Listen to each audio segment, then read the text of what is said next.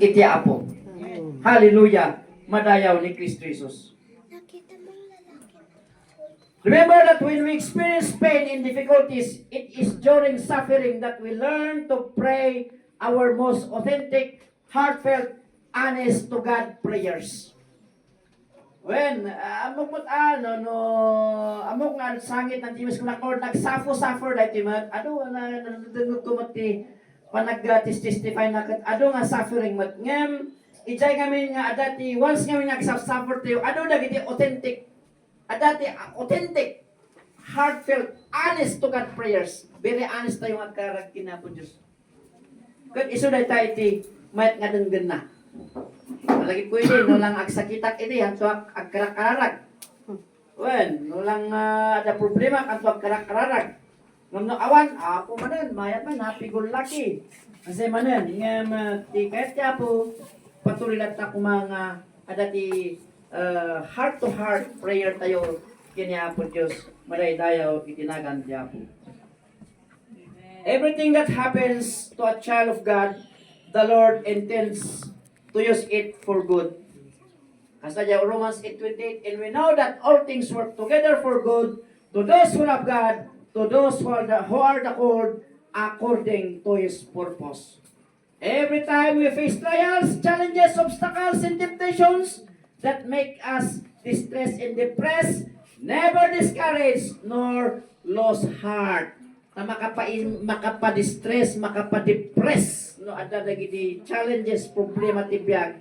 Ngayon, never discouraged nor lose heart in our faith. Even we are in difficult times and critical condition. Hallelujah! Just pray continually and renewed our mind through reading and studying the Holy Bible. Madaydayaw tinagan tiya po. No sumangbay dagito yung talagang critical condition. Hindi pa nagbiag kapsat ken gayem. Ag kararag tayo kan agbasa to ti Biblia. Paawan ti makatulong kada tayo. No saan lang nga ti presensyan iti Apo. So nga you have to study. You renew your mind through reading and studying the Bible. Kapsat ken papadayam. Madaydayaw tinagan tiya. Number 2. Number 2. Number 2 nga purposes behind every problem that resulted to blessings. Number 2, in times of problem, there's always a solution. Laglagipan nyo leta. Hallelujah. Lagipan tayo. Nga every time nga dalagi di problema ti panagbiag adalata ti solusyon nga iti ako. Verse 17. Basahan niyo, verse 17 para na. And this is small. Small ko lang mat. And this is small in temporary trouble. Yan gusto pa nang ibalajay. Small lang nata kan temporary trouble lang nata kuno na. Was suffer and this is small in temporary trouble we suffer will bring us tremendous and eternal glory, much greater than the trouble. It means that we should realize that every trouble and suffering has solution with a purpose. Takunan ti Biblia, and this is small and temporary trouble. Temporary lang mo daytoy. Ibig sabihin, ada solusyon na, no temporary kunan ti Biblia. Hanga permanente. Trouble means public unrest or disturbance. Unrest, hanggang nga makait na, hanggang nga makapahinga kami, no, ada ti trouble. Ada ti disturbance of your mind. It is a state or condition of distress, annoyance, or difficulty. In other words, trouble is a situation that is difficult or has a lot of problems. Narigat iti trouble. Takunan niya po Jesus talaga. In this world, you will face trials and tribulations or suffering kunana. But praise God kunana, I have overcome the world kunana. Hallelujah, praise God. No na-overcame niya po Jesus, ure mo kada tayo ma-overcome tayo mo dagiti pagsubok ti biag. Remember that everything God allows to happen in our life is permitted for a purpose. Every trouble is a character building opportunity. And the more difficult it is, the greater the potential for building spiritual maturity. No permi ka no nga grabe jay pagsubok jay difficulty, you're in a high midst of difficulty, the greater the potential for building spiritual maturity. Iso no grabe ti pagsubok ti biyak mo kapsat ken papagayam, ijay kagayam nga the more nga matured ka spiritually, the more nga very close ka kina Apo Jesus. The more nga talaga nga agserbi ka ken kuana. Hallelujah. When we have been refined by many trials, people can see Jesus' reflection in us. Ma-refine tayo, iti trials. Ijay nga makita yung reflection, yung pagka, yung ugali ni Jesus Christ kada tayo. Yung Christ-likeness or Christ-like character.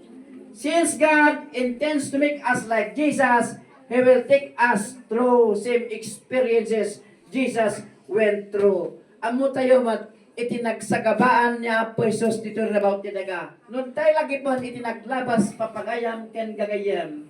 Idinmay niya po Jesus dito about tinaga 2,000 years ago. In May, tapnon isalakan nat sa ngalubungan. Idiagsagaba isuna papagayam ken gagayam. Ket tinagtupraan da. Inakusaranda, pinagpabainanda, tiniktik ulanda. Kenda dumapay ngayon kastada ken kuana pinagpabainanda, nagaduting kastada kini Apo Jesus. Ano nga suffering problema nga napasama kini Apo Jesus? Nga rod, binagkat na iti cross na. Anapan ni jay lugar ti Golgota. Ket sadyay ngayon lansada iti cross. Ket nagsayasay jay darana. Ket dayjay nga darana, ket isot na ngugas kadagiti basbasol tayo. Akas punan iti nasantuan nakasuratan, awan ti mapakawan abasol, no awan iti may parukpok adara. Isu nga importante, papagayam ken gagayem, jay dara ni Jesus, ang nagayos si cross ti Kalbaryo, tapnon linisan na, dalusan na, dagiti nagkurkurangan, ken nagbasbasulan tayo, madaydayaw itinagan ti Apo. Amen. Iti oras ti alas 3 iti malam, pinmusay niya po tayo ng Yesu Kristo. Nga rod na itanam iso na, ngayon iti may katlungal daw, nagungar niya po tayo ng Jesus. Kat iti tanga pa nagungar na, kat isumot ti panangisagana na, ti pagtaangan tayo di pagarian na, kat nagunot tayo, iti biyag nga agnanayon, madaydayaw, itinagan iti Apo. Hallelujah, praise God. Kitaan nyo, nagado nga troubles, iti nangyari kini Jesus Christ during that time. Ngayon kasukat na, pan nakaisalakan tayo amin, papagayam ken gagayam, kaspunan ng kalditoy, ng kalnga niya na ka na.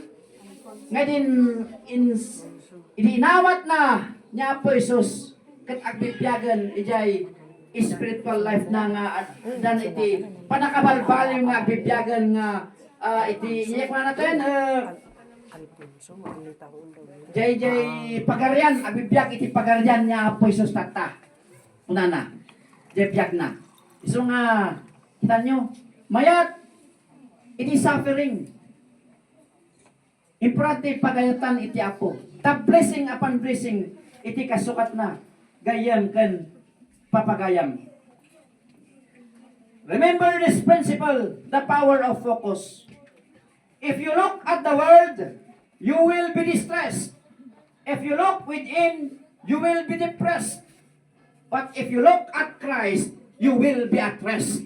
Madaydayaw tinagan ti Apo. Grabe timang mangyari ti lubong, di ba? Gubat-gubat. Gin-ginawad, dyan Thailand, tanya pa, gubat ita Israel. China ken Taiwan ni, baka damdama, so sumarunod ita, ginubat. Baka may raman ti Pinas mo nang in the name of Jesus Christ, we are very protected by the blood of Jesus Christ. Dati pagilyan to Pilipinas, hanga mapalin nga garawan ti Japro netoy. Hallelujah, praise the Lord. Tada ito lang, Pilipinas is the only Southeast Asian country nga adda nga iso ti Christian nation. So nga we are very protected by the blood of Jesus Christ of Nazareth. Madaydayaw tinagan ti Apo. Ijay in LTT verse 17 kuna na, for our present troubles are small and won't last very long, it means that our trouble is only temporal or temporary, but our reward will be eternal. Madaydayaw, itinagan ti Apo. Salamat kanya ka, ay grabe mo ati napadasak. Nga in the past years, adong pagsubok ti naglabasan naman nga eh. No, i-share ko ti kabibiyag ko talaga nga adong nga troubles. Ngem gapungarot ta dati redirection iti Apo. Ay kat mayat mo di trabaho nga inter na Apo Diyos kanya. Ngem apay nga ta nga pina-terminate na ajay nga trabaho. Nasagrap ko ti adong nga troubles tapnon ma-terminate. Ket redirection gayam di jay tapnon administro tayo papagayam ken gayam. Ket ado ti resulta na ado dagiti congregants nga na-convert. Ado ti nagkristiyano. Actually 95%. Ket iti congregation ijay slaughter ket na-revive, na-restore, na-transform, na-regenerate. Hallelujah, praise God. Na klase-klase nga religion ti nagapanda. Ngem gaputa inturong ti Apo Isuda. Ti biag dapat na born again nga makun kuna. Madaydayaw tinagan ti Apo. Born again is not a religion, kapsat ken gayam, but born again is an amazing experience. An experience that you will experience the great felicity and miraculous that you had never been encountered throughout your life. Because you know, born again is a heart cleansing. It is a life-changing. Madayaw itinagan ti Apo. Life-changing ngamin. Mabaliwan ti biag mo. No maborn again, iti biag tayo. Hallelujah, praise God. Dati-dati, managbisyo tayo. Ngayon amo tayo na Apo Jesus. Hallelujah, praise God. Hanan nga vices iti atupagan no di ka dito yun agserbigan kwa na madaydayaw ni Kristo Jesus. Hallelujah, praise God. And number 3, last. Ilibintat yan. Number 3. Remember that the more suffering, the more blessings to come. Amen. Amen. Amen. Amen. In times of problem, to number 3. In times of problem, focus our attention to the living God. Yes. Amen. Ag-focus tayo lang. Hallelujah. Kaysa tikunan na ti Biblia, in verse 18, basahan natin. For we fix our attention. In other words, i-fix mo the attention, kinapod Diyos, focus ka.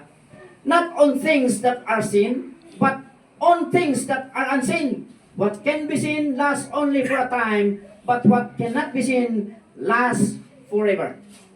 Hallelujah, praise God. It means that we must fix our eyes to the rewards given by the Lord Jesus Christ. Tata the reward na. No, focus tayo lang, attention tayo, kiniapo tayo ng Jesus. At the reward, ngayon na. Hallelujah, praise God. Makita mo ti panag-focus ng tinyibis ng serbipi man niya.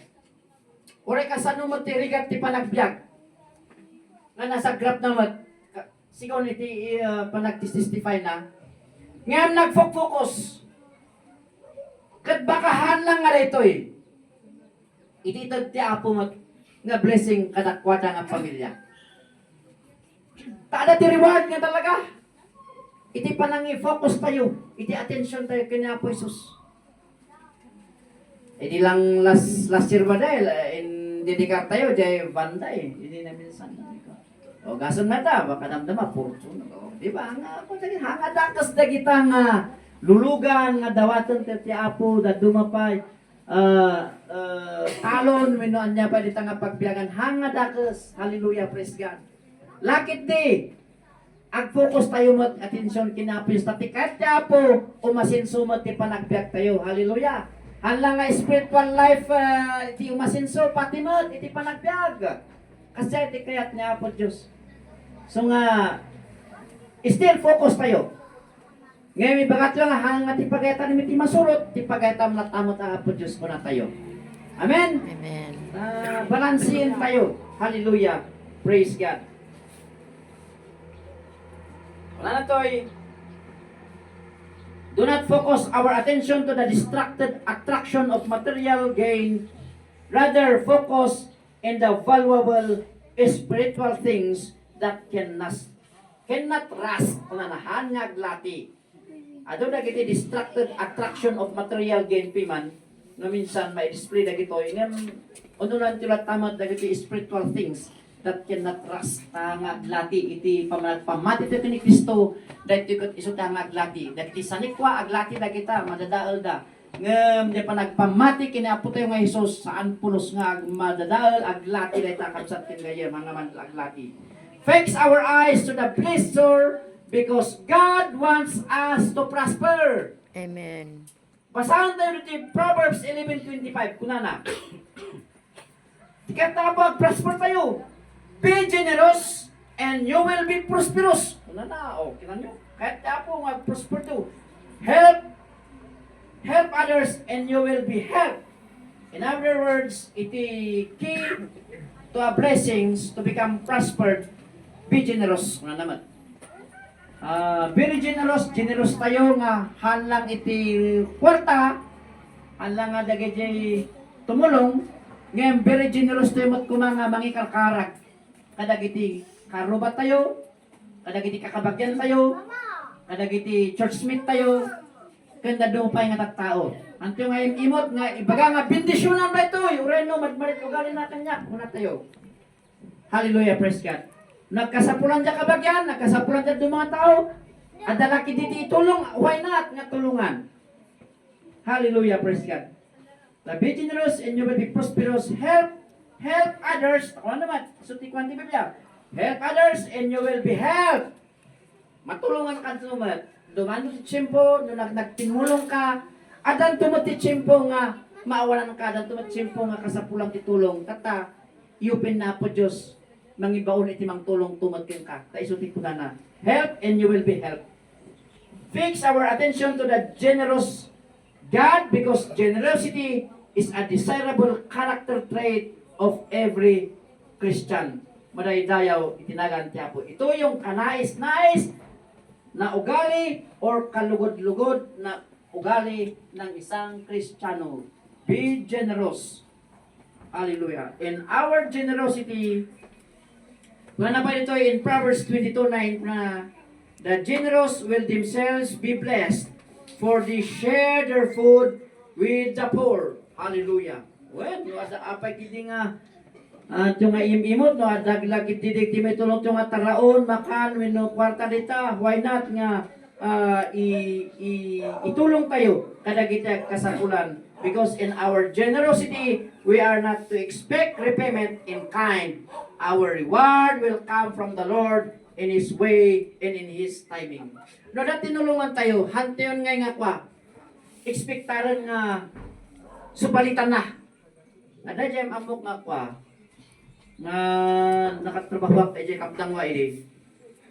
Ada ya tinulong-tulungan na, nga mukha no kabagyan na dyan minukwa. Ini kwa mo ten, medyo nag-apa da, awanan. Medyo isingirnan. Doon ko nataan, amo nga po. Bayam natan talaga kasati attitude. Nagiti, bayam lang, awan, hamo nga expectalan kami ti repayment. Once you help the person, do not expect nga i-repay na ka. Bayam ta na po, Isus. Ti Diyos, iti, mang subalit. Dito nga nasaya at nga inaramid mo ti may nga tao. Hallelujah, praise God. Dito ti panunutan tayo. Intan mo, leave it to God, bayam, tumulong naman natin kung saan, itatanam lang. Bayam, kanya po Diyos iti mang subalit, manaydayaw, inagan niya po. God demonstrated His generosity when He suffered His Son Jesus Christ as sacrifice to atone for our sins. So dyan, nulagot tayo, hindi na i-cross, iso na dyan crucifixion.